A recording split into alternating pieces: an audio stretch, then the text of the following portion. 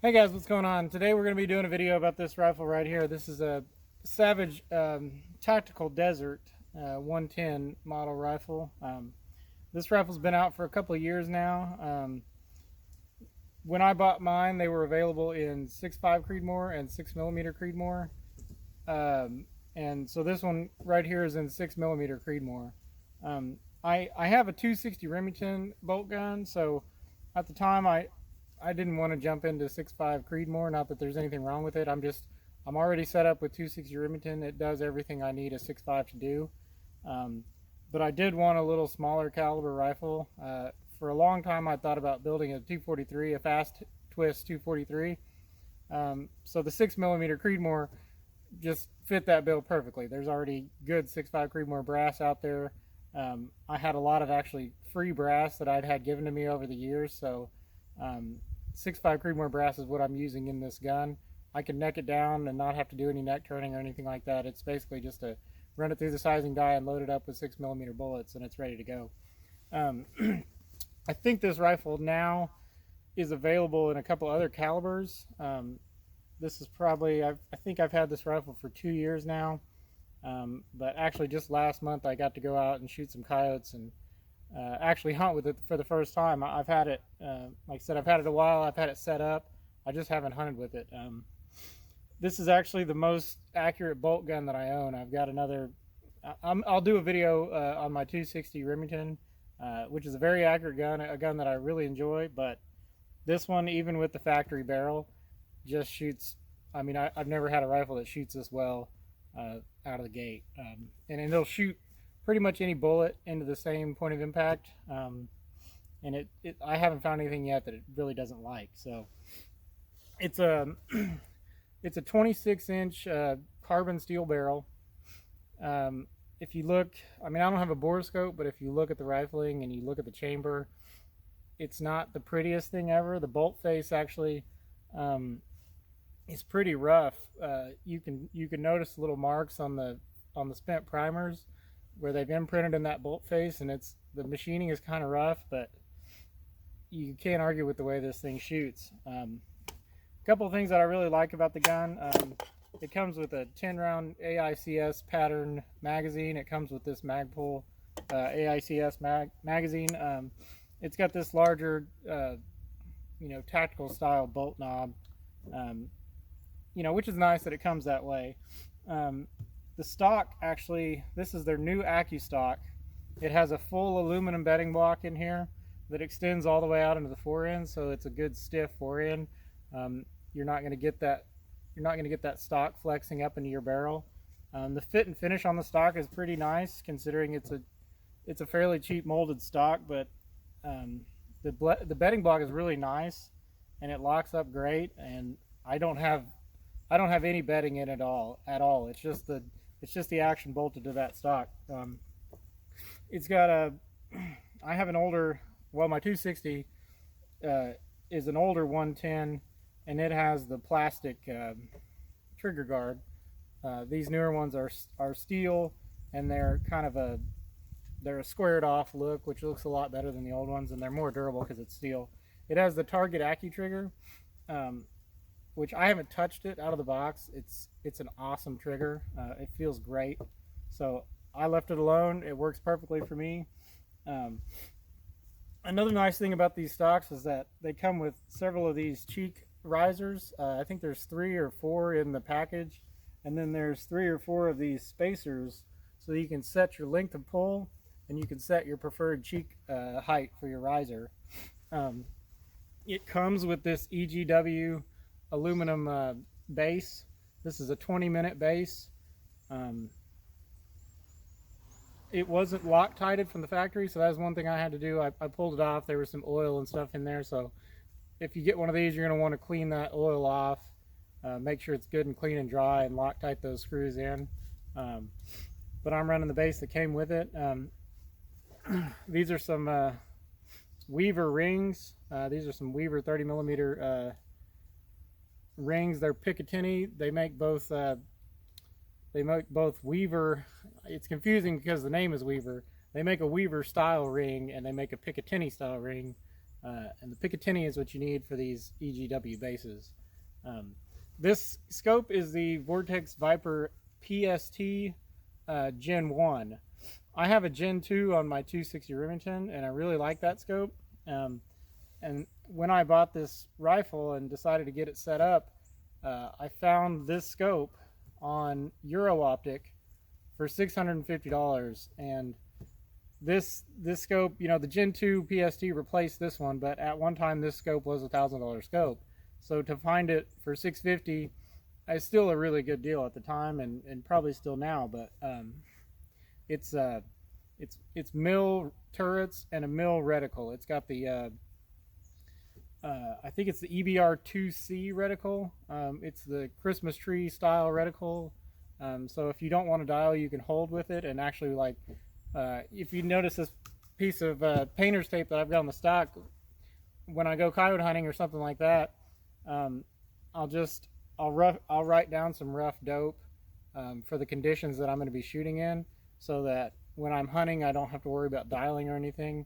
I can just, with my rangefinder, I can just range some different things out in the field when we set up, and then whenever a coyote pops up, I've got a good rough range estimate. I can check on my stock, and I can just hold and shoot and not have to be worried about dialing or anything. But obviously when I target shoot, I dial. I've done a tracking test on this scope several times. It tracks very well. Actually, this one I'm not running any correction at all on the dialing. I use the Applied Ballistics app that I have on my phone. I think I paid $30 to get the app, but once you pay the initial subscription, then you can set your rifles and your loads up in there, and I find that it works really well. I ran the Strelok app for a long time, or however you say it, and it works fine. I like the fact that it has reticles and stuff in it, so on some guns I'll still use that just to get my holds in a reticle, but the Applied Ballistics app is just above and beyond any of the free apps out there. So when I'm shooting in this gun is I've tried a couple of different bullets, but what I'm going to be shooting today is these 108 grain Hornady ELDs, and these are loaded. Like I said, I had a bunch of 6.5 Creedmoor brass. See if I can get it to focus here. So these are 6.5 Creedmoor brass with 108 grain Hornady ELD. The primers that I'm running in these are the CCI match primers. Now the match primers are quite a bit more expensive than the regular large rifle primers,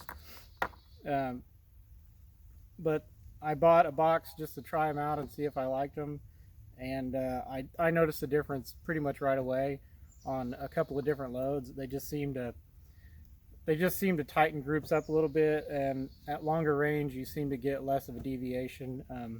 I don't have a chronograph. I probably need to get one, but I've shot so long without one. The way that I evaluate a load is basically by group sizes at 100, and then when I take it out to longer distances, I make note of the vertical spread, the vertical dispersion, so I can tell pretty easily once you stretch the legs out on a load if I have a good standard deviation or not. So I'd like to get a chronograph. I probably will at some point. I just haven't done it, and honestly I don't really have that much trouble setting guns up or picking good loads without one. You'll notice that depending on the bore conditions of your gun, the velocity is going to change over the life of that rifle. Generally, you'll expect in the first 100 rounds or a little more, depending on how rough the barrel was to begin with, you'll have your velocity continue to increase as you shoot and break that barrel in. And then depending on how dirty the bore is, or how it fouls, or if it fouls, you'll have velocity drop off or pick up depending on how clean or dirty it is. And then obviously as a barrel starts to shoot out, you'll drop velocity, and then you're going to be constantly altering that as you load your bullets out, chasing the lands, or whatever you do over the life of the barrel. The velocity is going to be changing. You know, not a lot, but it's going to be changing. So there's no substitute as far as dope goes for actually going out and shooting the rifle. And just generally, you know, you'd have to chronograph it every time, and I'm going to go out and shoot it every time anyway. So, you know, I just haven't gone out and spent that money. Maybe I should, but I probably will, but I just haven't yet. The I'm running a level on the rifle. I like to run a level on my bolt guns, just so that I'm making sure that I'm not introducing any cant and getting a deviation that way. So I think this is a Lone Star Precision or something like that. It's not an expensive level, but it works really well. The bipod that I use, so I'm going to shoot it here at 100. That's why I've got it on the bags. But when I shoot anything other than that, I'll just run a rear bag, either this bag or a little squeeze bag that I have. I run a Caldwell bipod. These are the Caldwell knockoffs of the Harris bipod, but they're about half the price. This is a swiveling bipod. I hate fixed bipods where you can't adjust the cant of the rifle. So I only run the swivel bipods, and the Caldwell ones are about half the price of the Harris, and I haven't noticed any difference. Up front, I've got a YHM brake. This is a Quick-Detach flash hider and or brake, and I run the YHM resonator on my bolt guns. This can, you know, a lot of people I know don't like to run Quick-Detach cans on a bolt gun or a precision rifle. I notice as good, if not better, accuracy with the can as I have without it. So to me, the lockup system of the YHM works just fine. The only, you know, you'll get a point of impact shift between unsuppressed and suppressed, but for me, that's always on both of my bolt guns that I run this can on. That's straight down with the can, so it adds a little weight to the barrel, so you get your point of impact a little lower. Usually, well, on my 260 anyway, I haven't really shot this one unsuppressed, but on my 260, it's the difference between having the can on. I've got a 100-yard zero with the can. I take the can off, and that's essentially a 200-yard zero just because it hits a little higher. So it works perfectly for me. If I needed to hunt with it unsuppressed, that's you know, I don't have to even make an adjustment with it. I just have to know now I'm zeroed at 200 without the silencer. So I'm going to do a little shooting at 100. I'm going to shoot a group to confirm zero, and then I'm going to try to go out and shoot 1,000. It's actually a nice calm day today. We don't get a lot of those, but I'll go out and try to shoot to 1,000. I'm not sure how much filming I'm going to do on the target at 1,000 because I'm filming on my phone, and it's either having to walk down to the target and set my phone up and go back and shoot, or trying to zoom in. So we'll do a little shooting at 100. Maybe we'll get some long range stuff in. We'll see, but I'm just going to shoot it a little bit and let you see what it can do.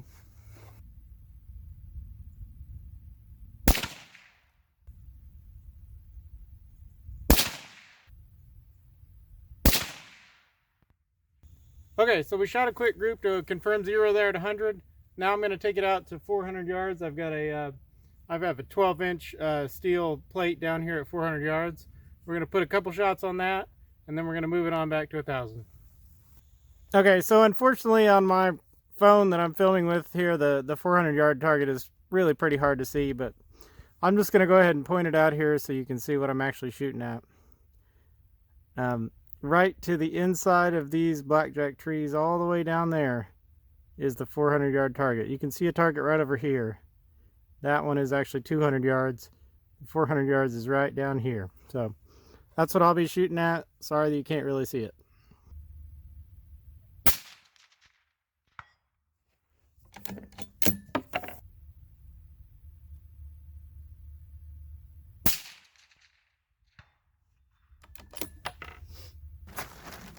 Alright guys, so we're set up here at 1,000 yards.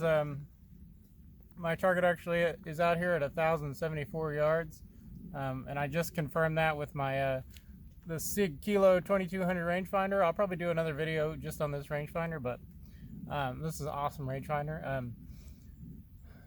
If you saw the 400 yard portion, I'm probably not going to be able to focus on that target with my camera, so I'm gonna turn the camera around here a little bit and give you a look out there, but as far as seeing hits or anything like that from here, we're not gonna see it. But I am gonna go ahead and take a couple shots just because we're out here and set up, and it's a nice calm day. I'm dialing 8.8 mils at this range, and I'm probably gonna hold. I'm gonna hold zero wind the first shot. It's actually really still.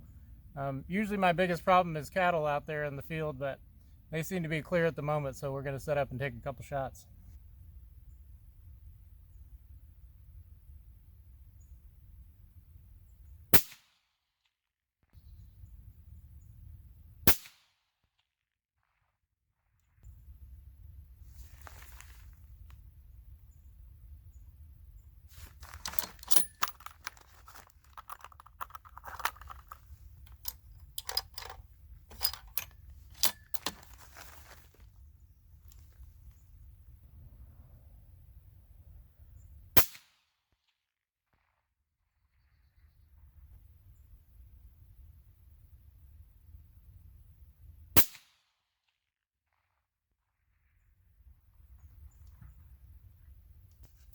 All right, so it's been a while since I shot this rifle out this far. I got a third and fourth round hits.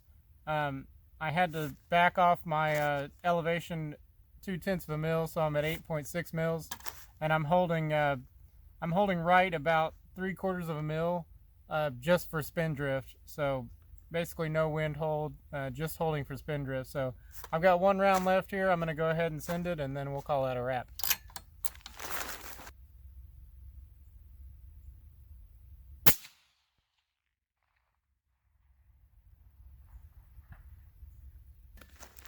So that was a good hit, right in the center, but a little bit high. I'm going to back off my dope a little bit more.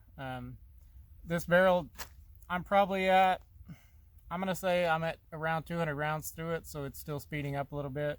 So at this point, when I come out here after I've shot some rounds, I usually always get a second result, a different result than what I've had before. So gun's still breaking in, I'm still learning it. So I'm going to make some adjustments, and I'll turn the camera around here and let you guys see what I'm shooting at down there. All right, so this is my view from the shooting position. I'm going to go ahead and zoom in here.